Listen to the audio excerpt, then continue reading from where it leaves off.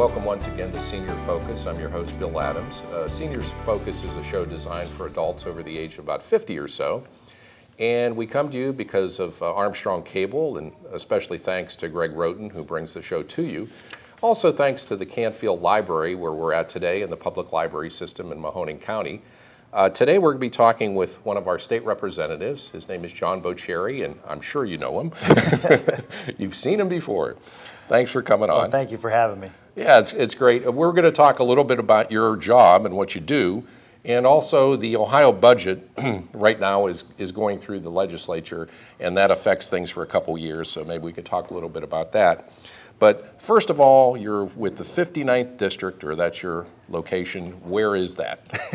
59th District is primarily in Mahoning County. It comprises virtually all of the western area of the county and includes more of the metropolitan suburbs, if you will, Austintown, Boardman, Poland, and some parts of Louisville. So the district is mostly in Mahoning County.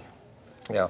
Now, you serve on several committees, and maybe you can mention what those are and like the jurisdiction of some of the things that are Sure. with that. I am the ranking member on the State Insurance Committee, the Ohio House of Representatives Insurance Committee. We deal mainly with insurance law, things that are affecting premiums and Medicaid and those sorts of things. And we're probably going to be the committee in the House of Representatives that deals with any federal legislation that gets handed down to the states if there's a repeal of the Affordable Care Act. Also, I serve on the Public Utilities Committee, and we have quite a few issues about our energy security and how we transition to a very dynamic approach to all our energy resources being on the table, from nuclear to wind, solar, natural gas, and coal. And then also we have the Energy and Natural Resources Committee, which is dealing with mainly like EPA issues. Mm-hmm. Now, one of the issues with energy, I guess, with like the nuclear power plants in the state of Ohio, I think there's a proposal now to kind of help out the companies, is my understanding. I mean, you could address, but it's because of the costs involved, and they're trying to recoup the costs. Sure. What's that all about? Well, in the late 1990s, the state of Ohio deregulated, and essentially what that means is that energy producers, generators of energy, could come into the state and compete to produce generation. The big energy companies have kind of moved away from generation, the AEPs of the world and the Duke Energies and First Energy. But we still have a 13-state consortium called PJM that basically is federally regulated by the Federal Energy Regulatory Commission, FERC as they call it, to basically be able to supply power to all these states that are involved in it. So as we see the competition increase, we also have some long-standing energy generation needs with respect to nuclear. Some of the states have basically opted out of trying to protect, if not provide, low subsidies or low interest loans to keep those afloat. And what Ohio is experiencing right now is the fact that those are very costly, and they generate roughly about 2,200 megawatts. So the proposal on the table would ask ratepayers to help keep those afloat and as a viable and diversified energy portfolio. Mm-hmm. You mentioned the insurance committee, and I know one of the things, we've had a representative from the Department of Insurance with the Ohio Senior Health Insurance Information Program. That's OSHIP. And be careful how you say it. Not too fast. Yeah, but basically that's available to help consumers with questions about like Medicare supplements and things like that. That's one of the things that you might be involved with? Yeah, certainly. And there's a real change afoot with respect to how healthcare is delivered in the United States. The kids coming out of high school today are going to change jobs an average of 7 times, it's predicted. And having portability with their healthcare system, within the healthcare system, is extremely important. So you take your automobile insurance out, as long as you keep paying the premiums, if you go from job to job to job, your insurance is still maintained. So the same notion should be applied to healthcare insurance, is that you should be able to have it portable and have it take with you to job. And what we're seeing now is that even the folks who are in their 40s and 50s may have worked at a factory for a long time and may have lost their job, to be able to have insurance and to have it carry through with them to their senior years is very important. Yeah, that's one of the big issues now when they talk about on the federal level changing the Affordable Care Act. You had a lot of people, because I have some knowledge of this, working with helping to sign people up for that.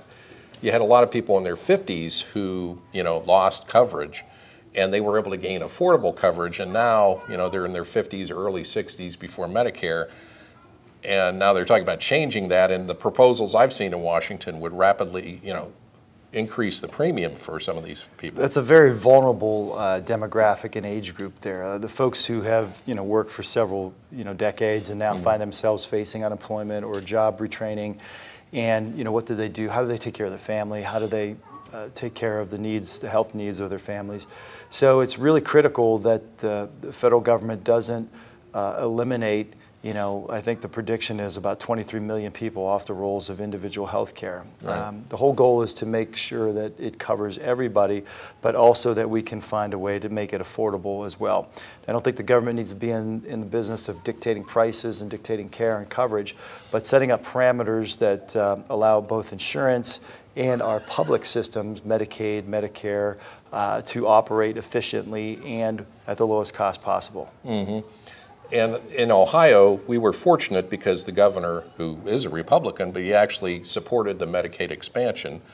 And I guess that brings up a question, because you're a Democrat, and we in this area have a lot of Democrats. I mean, we're majority, I guess, in Mahoning County. How do you get to work with Republicans, at the state legislature, because they're in a majority there, they have a large majority.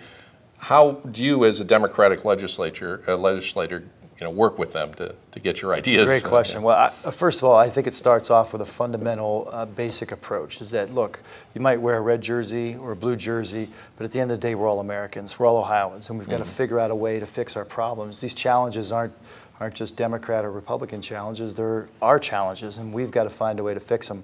So that's the approach that I take. Yep. And I've been able effectively to work across party lines to get things done. There's the old notion, the old saying that you have the workhorses and the show horses. And in politics, you have sort of both mixes. And I've reached across the aisle, I've sponsored bipartisan legislation, I've voted for Republican ideas, I've voted for Democratic ideas.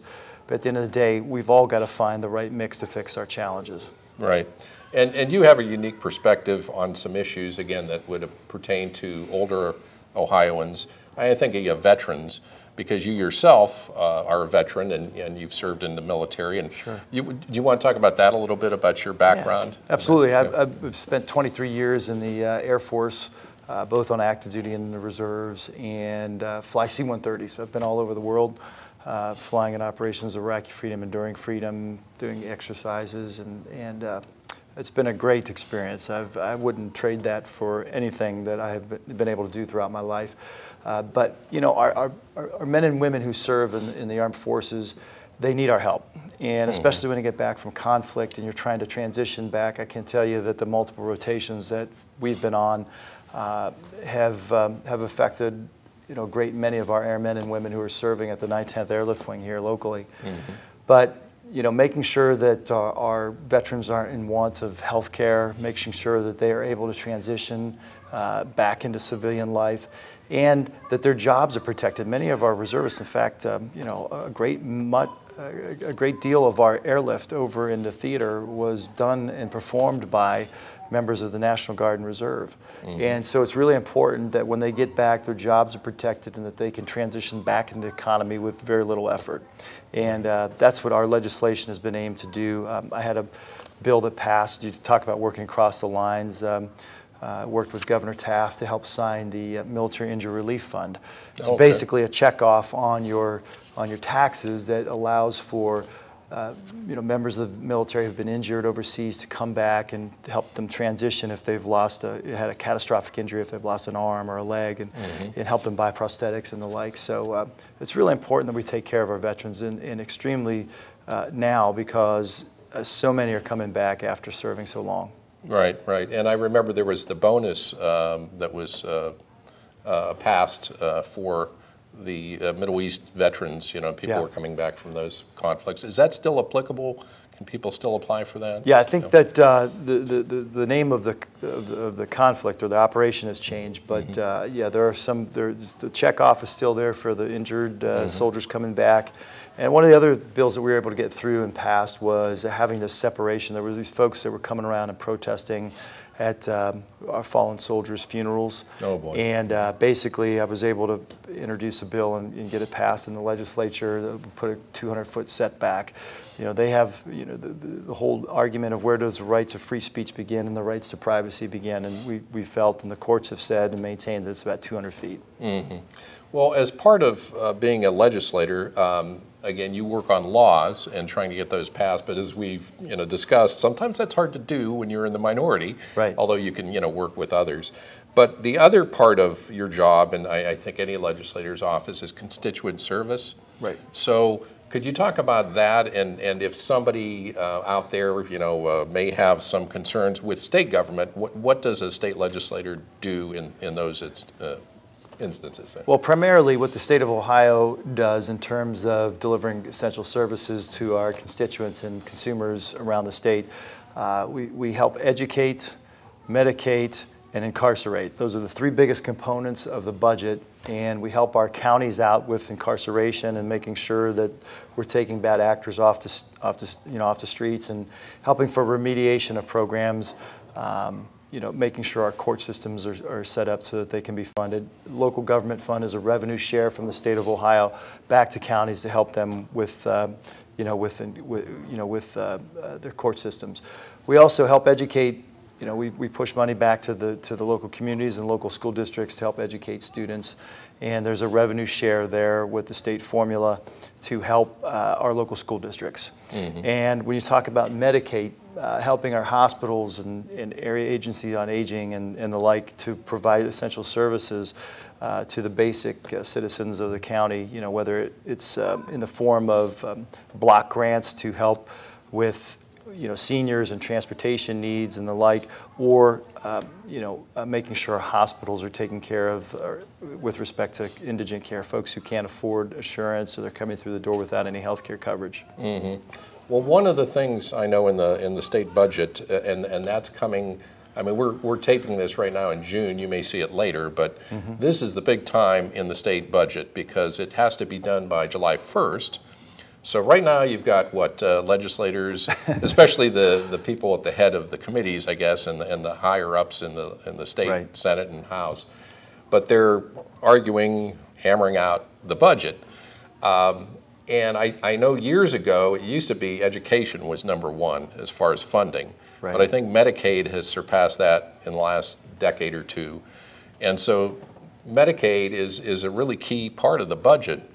And I guess a lot of people don't realize until you're in the system, but Medicaid includes seniors, a lot of long-term care. Yeah, this is true. This is true. In the United States, we spend more on health care than any other industrialized country in the world. $2.5 trillion every year is spent on administering and delivering health care services to our consumers of the United States. An interesting fact, though, is that our life expectancy outcomes are on par with Cuba. So even though we spend the most of any industrialized country in the world, we're not living as long as folks as in Cuba, that are in Cuba. And that's really alarming because it doesn't seem that we have a very efficient system. Right. And when you talk about the mix, we're the only industrialized country in the world also that has both for-profit, with respect to insurance companies helping deliver health care and insuring people for catastrophic injuries, but also this 48% of all health care is delivered by the government through Medicaid and Medicare. And seniors are right in that mix and right in that fault line because a lot of Medicaid services help pay for beds at nursing homes and help for that sort of end stages of life, if you will. So it's important that we get this right, and we find efficient ways to do it. I know over the past few decades, at least 20 years, we've been moving from putting all the eggs in the nursing home basket, I guess, long-term care, to getting community services to keep people at home because, well, number one, people want to stay there, as long as they can. But the other thing is it's cheaper for some people. I mean, obviously, if somebody needs 24-hour-a-day care, that's not going to work, maybe, unless they have caregivers. You've got a lot of family that take care of people. So you mentioned the senior block grant programs, and I know that's one of the things that's they're debating about whether to cut maybe 1.5%, something like that. But those are really small amounts when you look at it in the whole budget, compared to the billions that are spent through Medicaid. So, these are things like transportation and Meals on Wheels and that kind of thing. Are you in support of, those kind of programs generally? Yeah, I don't think that any of those programs should be cut. Those are lifelines for seniors and folks back in my community, in my district. And, I just, those are minimal in terms of costs, but yet the impact is so large. So I would not support those cuts. There are other ways that we can find balances in the budget, and also we need a tax code that's fair, and that everybody's paying their fair share, and making sure that we're not allowing all these loopholes in the tax code so that folks can jump through and not pay their fair share. So that's really important. Is tax collection services and making sure that we're bringing in the types of revenue. But also, the governor has given a number of income tax cuts over the last decade that have resulted in drastic cuts to local government. So while you may get a $100 income tax cut from the state of Ohio, you're paying like $310 more at the local level because those essential services are still mandated by the state. It becomes an unfunded mandate. Well, that brings up a whole, I guess, philosophical discussion, and what I mean by that is, there's talk, and there's good argument on the side of bringing government back to the localities, making it as close to the people as possible, and what that means in the reality is when you cut federal spending and things like that, then it falls to the state to do the programming. Well, when the state cuts the program or the funding for those programs, then it falls to the local community. Somebody's got to pay the taxes for that. This is true. And one of the problems, it seems to me, is the taxes never go down at the federal level. They never go down at the state level, but the services get cut, leaving local counties and municipalities to make these services up.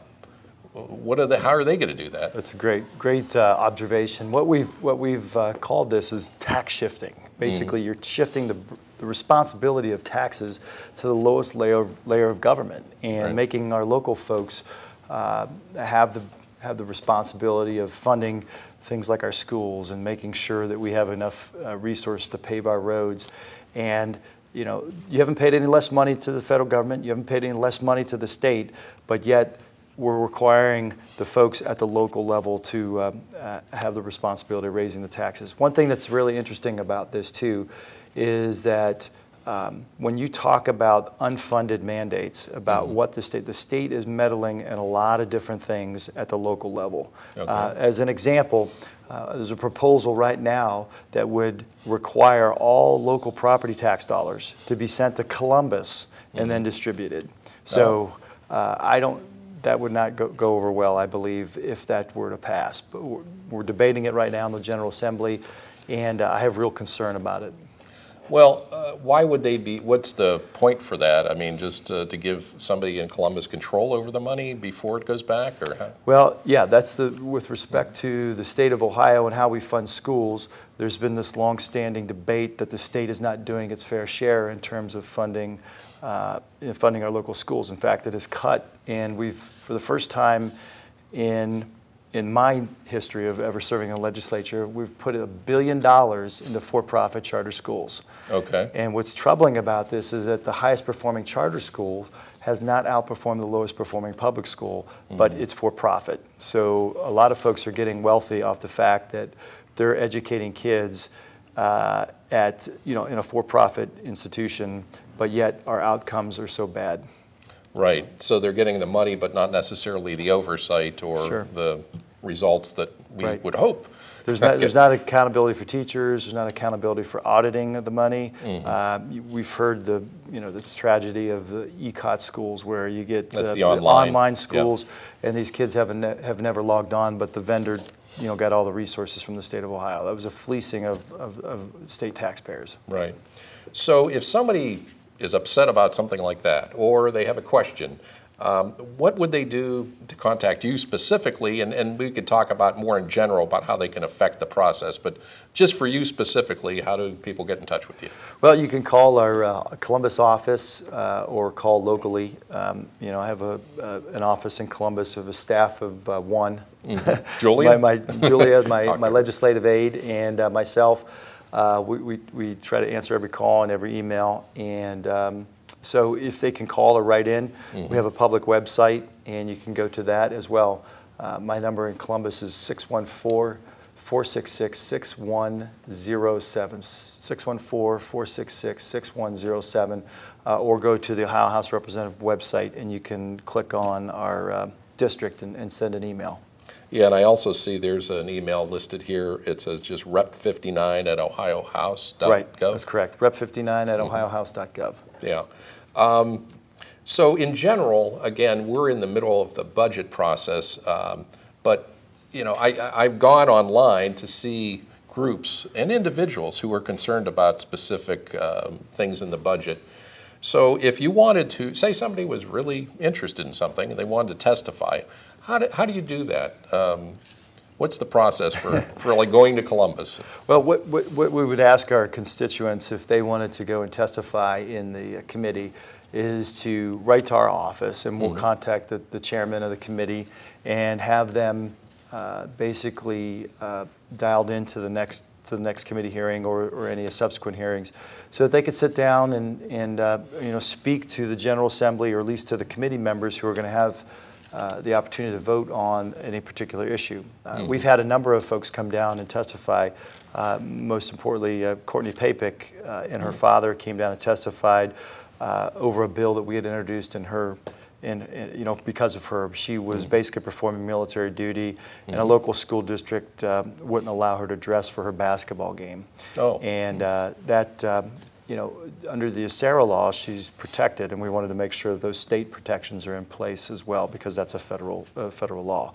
So they can come down, contact our office. We'll get them dialed into the committee and talk to the chairman, and you can ask legislators directly who are going to be voting on it whether they where their interests are and what their positions are. Well, I bring this up just because in past history and experience, I've worked with like the Alzheimer's Association, and there are line items in the budget in Ohio for things like Alzheimer's help to caregivers and things. And what I always thought was, as a legislator, you've got to worry about 100 different things. I mean, all these different topics. You can't be an expert on every particular thing. Right. So if you're a citizen and you know about Alzheimer's because you're a caregiver, it would be a good idea for you to talk to your legislator. No question. And one thing that's challenging about this job, and also exciting at the same time, is that you have to know a little bit of something about everything. Right. And having that depth and breadth of knowledge is so important, and we need to hear from the experts, the folks who are in the trenches and doing this kind of work every day. Whether you're a contractor helping construct our roads, or you're a farmer, tending to your livestock, or someone who's involved in the healthcare field, dealing directly with Alzheimer's, we need to hear from them directly, and that's why legislators take the opportunity to ask lots of questions during the committee hearings. I know another thing that's currently in the budget. There's a line item or some funding for respite care and things in assisted living. Assisted living, just so people understand, Medicaid in the past has paid for nursing homes, and that was pretty much exclusively what it was. But it's been expanded to provide for community services to keep you in your own home, but also what's called a Medicaid waiver for assisted living. Residential care facilities is what Ohio calls it. And so again, there's debates over the funding for that, whether that gets increased, whether it gets cut or stays the same. So I would think that would be another thing where the state would want to maybe support assisted living because it's a step down from full nursing home. So it's a little cheaper than being in a nursing home. Yeah, no question. And survey after survey has shown that seniors would much rather stay at home than go to a nursing home. And so the state government has tried to be flexible and adaptive to allowing that to take place. It's really important for folks who are in those planning stages to understand that the costs associated with nursing home versus passport care, giving folks the opportunity to stay at home, can be quite substantial. And that's why, when you talk about the fact that healthcare, the majority of cost of healthcare are at that end of life experience. I just went through this several years back with my father, who ended up passing away, but 95% of all the costs of healthcare are in that, in the 5% of folks who are at their end of life. And it's so critical that you prepare and you put that living will together and make that a part of your long-term planning strategy. Again, we've been talking with Representative John Boccieri. He's from Ohio's 59th District. And we just have a couple minutes to go, but what was it that got you started into public service? Why did you decide originally to go into this? Well, I have just been completely blessed in my life. I mean, just the opportunity to serve in the United States military, to fly military airplanes and commercial airplanes as I do. I want to give back. My grandparents came to this nation with the crumbs of food in their pockets and the clothes in their suitcase, but they believed that if you worked hard, you persevered, and you gave back to your community, that America is a place where anything can happen. And I just feel deeply that I want to serve our community. I want to give back. And at this point in history is really when we need a lot of leadership, great leadership. And the American taxpayers have spent a lot of money to invest in me in leading military units. I was a commander of our squadron, led airplanes in combat, and I just feel that I want to be able to give back and give back to our community. Any thoughts about the budget as it stands in Ohio, and we have a minute or so to go, but what are your thoughts about our priorities in the budget? Budget is about our nation's priorities and our state's priorities, and I believe that we're strongest when we invest in our people. Our greatest resource and asset is our people. When you invest in them, when you invest in their ability to accomplish and do anything, that's when the country and that's when the state becomes strongest. Well, thanks again for coming on. I appreciate it. You're welcome. We're talking with Representative John Boccieri of the 59th District. Again, he went over some of the things in the state budget and also priorities that he personally has as a state representative, state legislator. And again, I encourage you to contact whoever your state legislator is, senator, House representatives, and of course at the federal level. By all means, thank you so much. Thanks for coming on. All right. Again, you've been watching Senior Focus. I'm Bill Adams, your host. Thank you to Greg Roten from Armstrong for bringing the show to you. If you happen to miss any of the show, you can always go on YouTube and just type in Senior Focus and Armstrong Cable, and the shows are archived there. Thanks also to the Canfield Library and the Public Library System. And most of all, thanks to you for watching.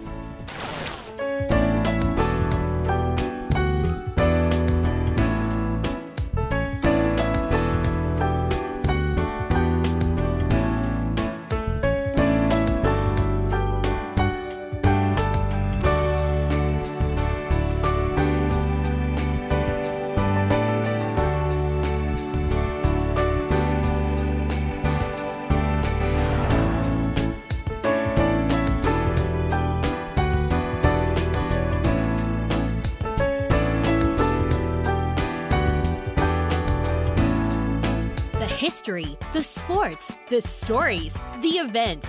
Armstrong Local Programming puts the focus on our community. Watch to learn about new events or discover the rich history of our area.